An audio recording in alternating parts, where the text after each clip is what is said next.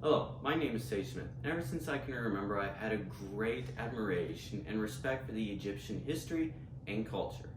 A few things to note about Egypt and its relations to America is that ever since Egypt gained its independence in 1950, the country has gone over massive changes, and thanks to the US and its internal global initiative plans, it has helped Egypt gain a state-like economy and how the country is now to America the second largest and leading in foreign aid.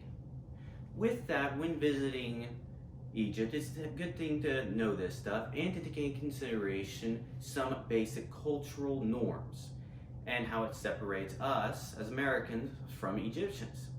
First thing to take into consideration is communications.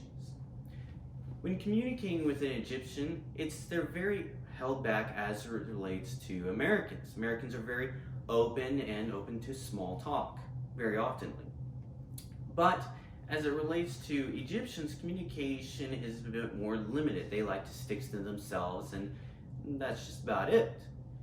It's best when being introduced or communicating with one is wait to be introduced, and also understand how some Egyptians, when telling stories, can be a little crude at some times. So it's best to read the room and follow along with the overall environment just to not make yourself seem so out of place. Also, something else to take into consideration is some eye contact. As Americans, we respect eye contact and keeping it, especially when talking to superiors or just in general talking to people. But with the growing principles of Islamic traditions, it is ideal to sometimes glance away or to look away or to just heavily blink a little bit on occasion. Because when you stare at an Egyptian, they take it as a strong emotion. It's like you're maybe possibly mad or frustrated, or they're trying to instill something into you. It just mainly makes them feel very uncomfortable, especially when it relates to women. Women are never really supposed to be heavily looked at. As Americans, we do not like people to just glance at us or anything, or to just heavily focus on it. But as it relates to Islamic principles, you're not really ever supposed to even pay attention. So it's best to just keep your eye contact to a minimum and only focus on the people that you have been introduced to or are in direct contact with. With that, there are some other things to take into consideration, which are verbal and physical contact. As it relates to verbal, there's not very much to it. They have very similar things, especially like I mentioned before, they are a bit possibly cruder in some talks, but they are still very respectful and outgoing. So it's a good thing to take in consideration and just reading the room of the environment. And also for physical contact, it's a good thing to take into consideration and differentiate some American understanding and some Egyptian understanding. As American understanding, a handshake can be a sign of greetings and also as a farewell greeting, as a just basic understanding. But for Egyptians, a physical contact as it relates to shaking hands is a bit different. They see it less as a greeting and mainly just use it for, it was great to meet you, now I must go. So it's a good thing to take into consideration that whenever you are leading a conversation in physical contact or anything, that just best to wait for them to initiate it. Because if they initiate it, it might be them showing respect for you and understanding your culture rather than just them doing it themselves. So it's best to just leave handshaking when you're initiating to only when you're saying goodbye. Also, like I said before, since the growing Islamic culture, it's probably best to keep some physical distance because Egyptians are very self-restrained and do not like to go out and have very many interactions, especially, like I said, verbal contact. Egyptians don't really like the idea of small talk or anything. They mainly stick to themselves, especially open areas. They only stay close between each other, that people that they know, and not going off and branching or making small talk with anyone they don't or not familiar with.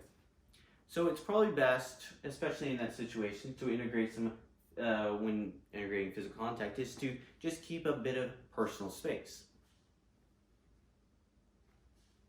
humor. Like I said before, Egyptians are very outgoing and energetic when telling stories. But some extra things to put on to when involving humor in conversations is to understand that when you first meet Egyptians, a lot of them like to be very energetic when they actually meet you. Despite them being very held back, when they do meet you, they like to be very energetic and possibly tell maybe a joke or two. So it's always best to take into consideration the crude nature of their probably joke and just understand if they laugh heavily, you laugh just as heavily. Some last thing is some modesty and personal space. Like I said, growing Islamic principles and the personal space. For women, it's usually, like I said, you're not supposed to heavily focus eye contact. It's probably best to keep an extra arm's length away. And for men, just to keep a bit of an arm's length from them. With that, some also modesty. Like I said, women are not supposed to be making direct eye contact or be heavily focused on, because most of them may be wearing hijabs or other piece of clothing to identify their religious practices.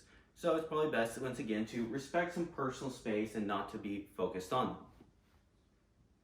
Lastly, as just an overview, it's always important to understand the personal space and difference in cultural behavior amongst all types of religions and cultures. So it's a good challenge for everyone to go out there and just understand and find some common ground and find the middle ground, especially when communicating with outside cultures and religions and countries.